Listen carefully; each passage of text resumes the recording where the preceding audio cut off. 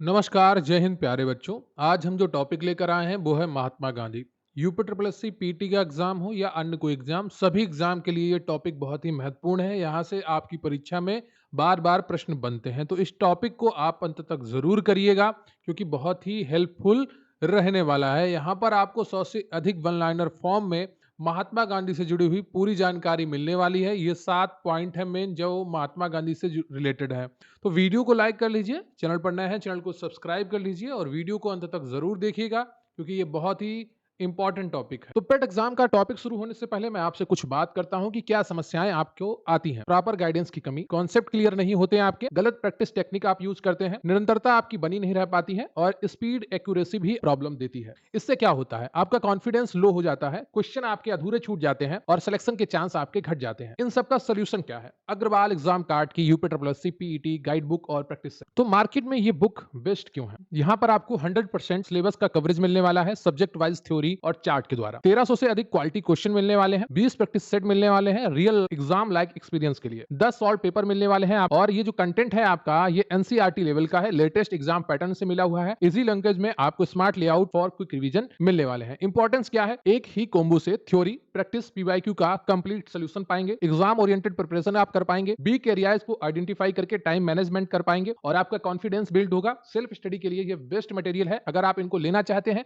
तो description box में आपको लिंक मिल जाएगा या आप अपनी आसपास की दुकान से इन्हें ले सकते हैं। तो यहाँ पर हम शुरू करेंगे इनके जीवन परिचय से। पहला प्रश्न है आपका कि महात्मा गांधी का जन्म कब और कहां हुआ था? सही उत्तर है आपका 2 अक्टूबर 1869 को पोरबंदर गुजरात में महात्मा गांधी का जन्म हुआ था। अगला प्रश्न है आपका कि गांधी जी के पिता का क्या नाम था और उनका पेशा क्या था? तो करमचंद गांधी गांधी जी के पिता का नाम था। यह पोरबंदर के दीवान थे जिसे काबा गांधी के नाम से भी जाना जाता था। तो इनके पिता को काबा गांधी के नाम से भी जाना जाता था, कबा गांधी। ठीक है।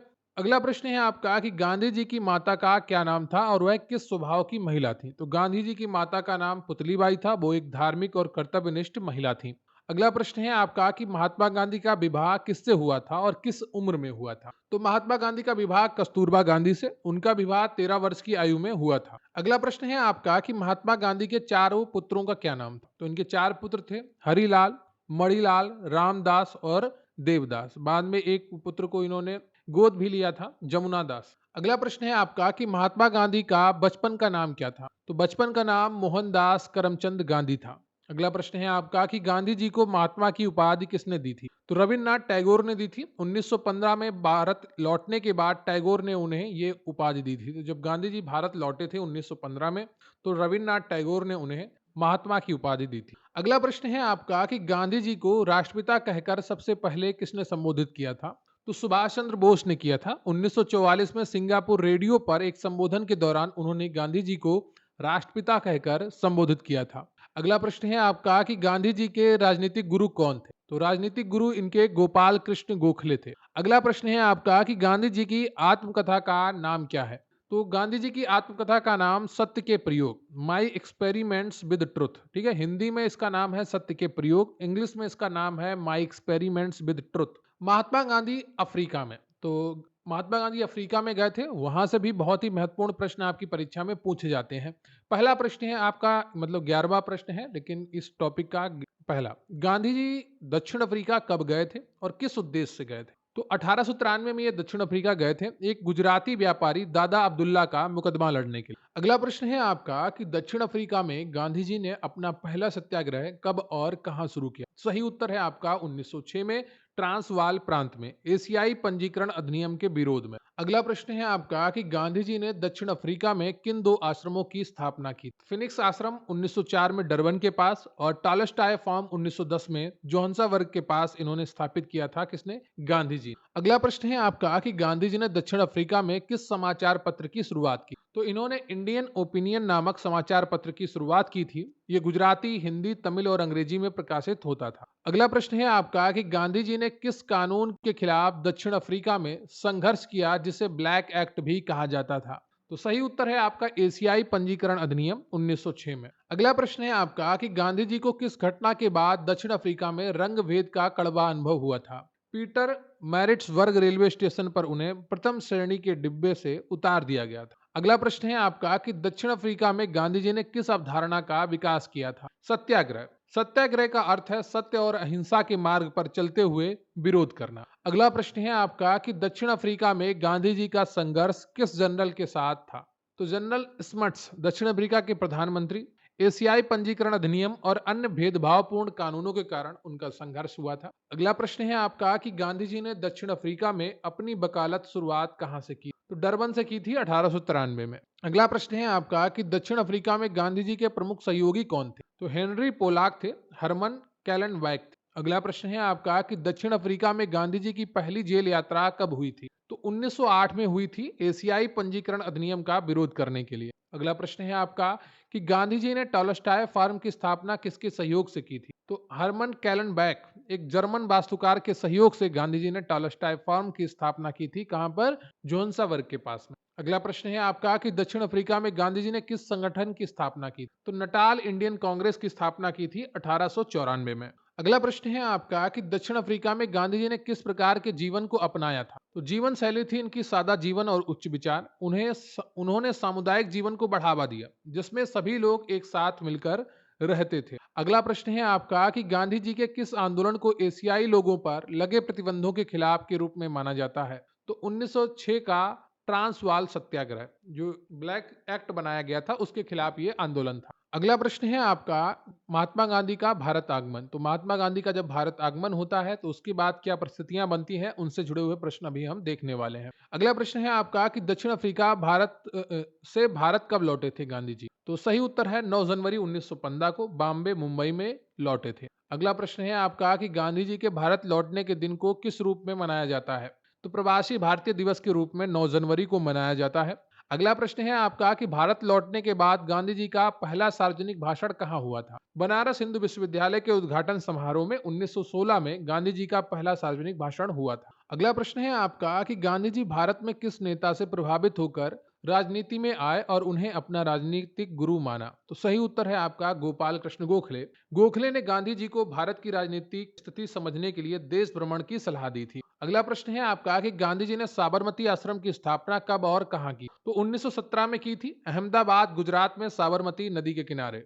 अगला प्रश्न है आपका कि गांधी जी ने भारत में अपनी प्रारंभिक यात्राएं किस प्रकार की थी? तो यात्रा का तरीका था तीसरी श्रेणी में पूरे भारत का भ्रमण, आम लोगों के जीवन और समस्याओं को समझना। अगला प्रश्न था गांधी जी ने किस कांग्रेस अधिवेशन में पहली बार भाग लिया था? यह बहुत ही महत्वपूर्ण अधिवेशन है, 1916 का लखनऊ कांग्रेस अधिवेशन।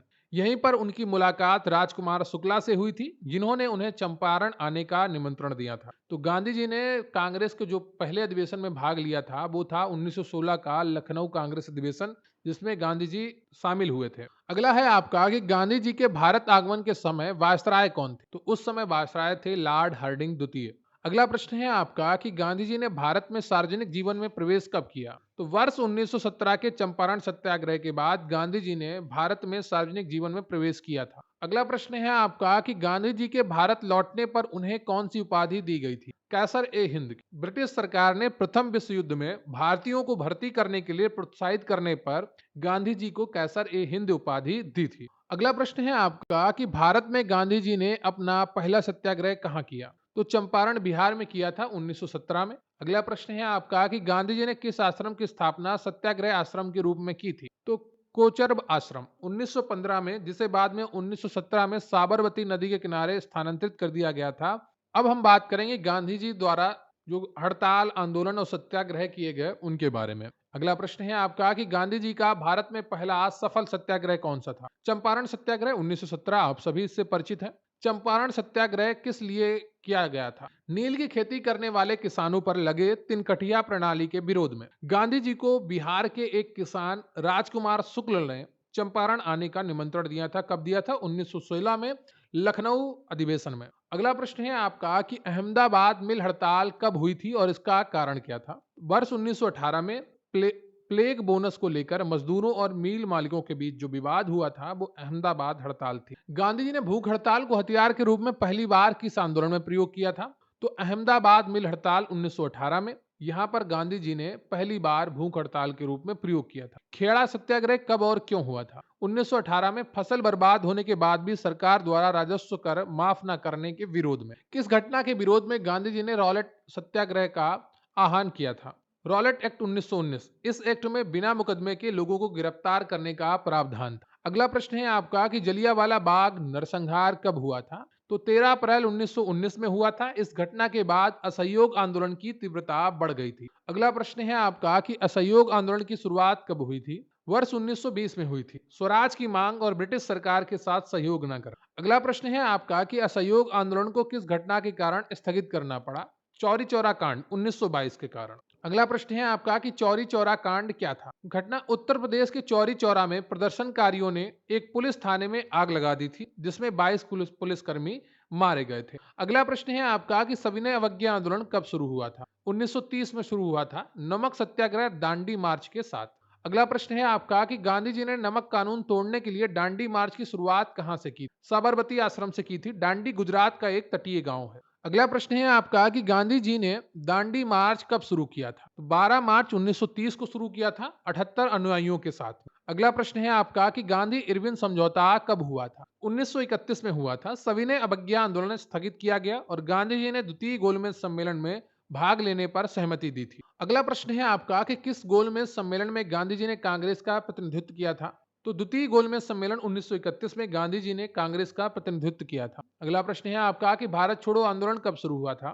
तो 1942 में शुरू हुआ था। 8 अगस्त 1942 को मुंबई में अखिल भारतीय कांग्रेस समिति के अधिवेशन में। अगला प्रश्न है आपका कि भारत छोड़ो आंदोलन के दौरान गांधी जी ने कौन सा नारा दिया था? करो या मरो, डू और डाई। अगला प्रश्न है आपका कि भारत छोड़ो आंदोलन के समय गांधी जी के प्रमुख सहयोगी कौन थे? सरदार पटेल थे, जवाहरलाल नेहरू थे, राजेंद्र प्रसाद थे, अबुल कलाम आजाद थे। अगला प्रश्न है आपका कि गांधी जी के प्रारंभिक आंदोलनों को क्रम से बताइए। तो चंपारण सत्याग्रह 1917, अहमदाबाद मिल हड़ताल 1918 और उसके बाद उसी वर्ष होता है खेड़ा सत्याग्रह 1918।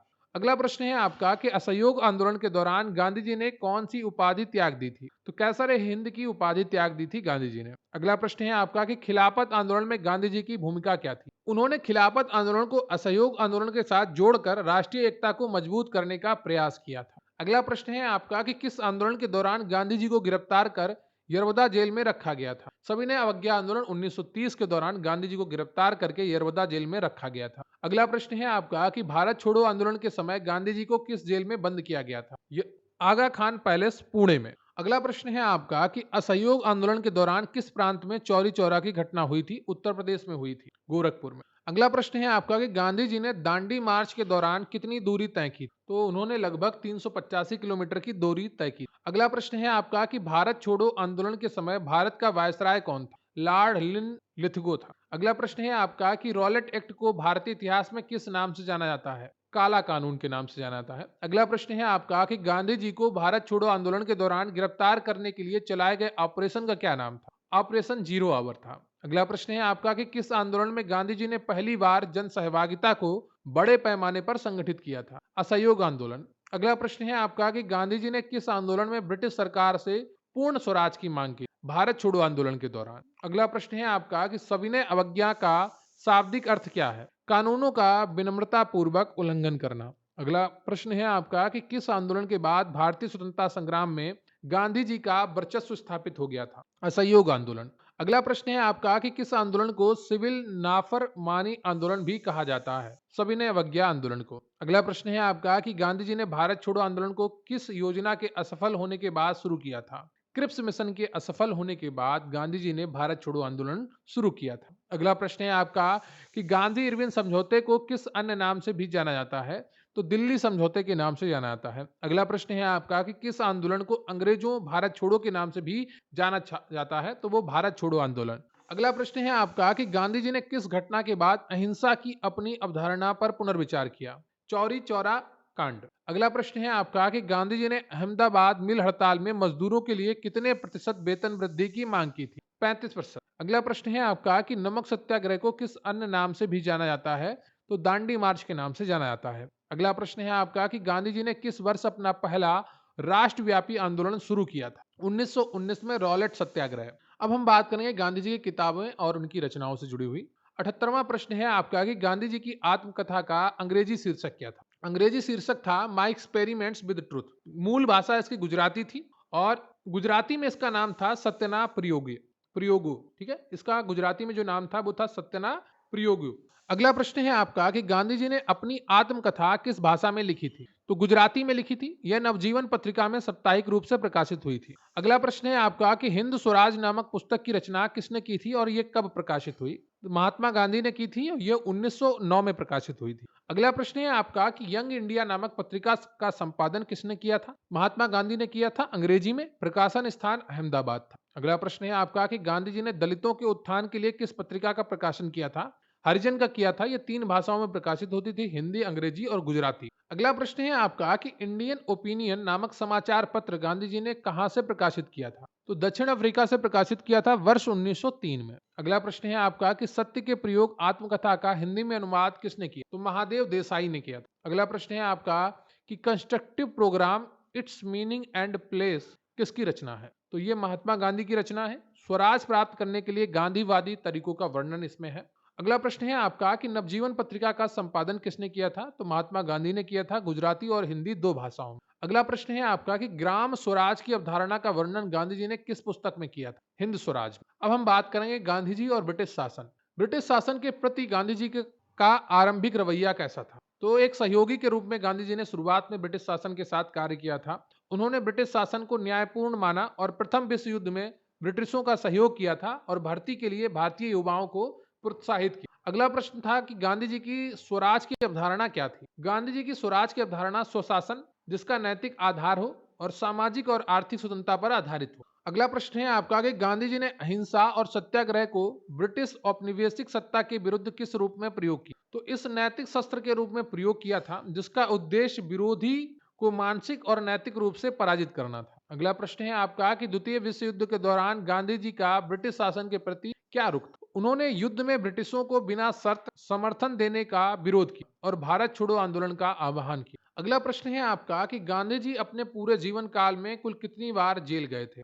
तो कुल जेल यात्राएं उनकी 6 बार की। अगला प्रश्न है आपका कि गांधी जी की सबसे लंबी जेल यात्रा किस आंदोलन के दौरान हुई थी? तो भारत छोड़ो आंदोलन के दौरान हुई थी 1942 से 1944 आगा खान पैलेस में। अगला प्रश्न है आपका कि भारत के विभाजन के समय भारत के अंतिम वायसराय कौन थे? तो लॉर्ड माउंटबेटन थे। गांधी जी ने भारत के विभाजन का विरोध कैसे किया था? उन्होंने उपवास किया और सांप्रदायिक सद्भाव स्थापित करने के लिए गांव-गांव जाकर शांति स्थापित करने की कोशिश की। अगला प्रश्न है आपका कि गांधी जी ने ब्रिटिश सरकार द्वारा दिए गए कैसर-ए-हिंद पदक को कब लौटाया था? तो 1920 में लौटाया था जलियांवाला बाग नरसंहार के विरोध में। तारीख कमेंट में बताइएगा कि जलियांवाला जो नरसंहार है वो कितनी तारीख को हुआ था। अगला प्रश्न है आपका कि गांधी जी ने किस वर्ष ब्रिटिश सरकार को पूर्ण स्वराज की मांग की थी? तो ब्रिटिश सरकार से पूर्ण स्वराज की मांग गांधी जी ने कब की थी? वर्ष 1930 में की थी, सविनय अवज्ञा आंदोलन के दौरान। अगला प्रश्न है आपका कि किस ब्रिटिश प्रधानमंत्री ने भारत में सांप्रदायिक पंचायत की घोषणा की? रैमसे मैकडोनाल्ड ने वर्ष 1932। अगला प्रश्न है आपका कि सांप्रदायिक पंचायत के विरोध में गांधी जी ने किस जेल में आमरण अनशन किया था? तो यरवदा जेल में किया था। अगला प्रश्न है आपका कि किस समझौते के बाद गांधी जी ने अपना आमरण अनशन तोड़ा था? पूना पैक्ट 1932 में, जो अंबेडकर और गांधी जी के बीच में होता है। अगला प्रश्न है आपका कि पूना पैक्ट किनके बीच हुआ था? महात्मा गांधी और डॉक्टर बी आर अम्बेडकर के बीच में। अगला प्रश्न है आपका कि गांधी जी ने ब्रिटिश सरकार द्वारा दिए गए किस पदक को प्रथम विश्व युद्ध के बाद लौटाया था? तो कैसर-ए-हिंद की उपाधि उन्होंने लौटाई थी जलियांवाला बाग हत्याकांड के विरोध में। तो ये रहा आपका गांधी जी से जुड़ा हुआ टॉपिक जो बहुत ही महत्वपूर्ण था और आपके लिए ये पूरा कंप्लीट कराया गया है। वीडियो को लाइक कर लीजिएगा, चैनल पर नया है चैनल को सब्सक्राइब कर लीजिएगा और कमेंट करके बताइएगा कि ये पूरा टॉपिक आपको कैसा लगा।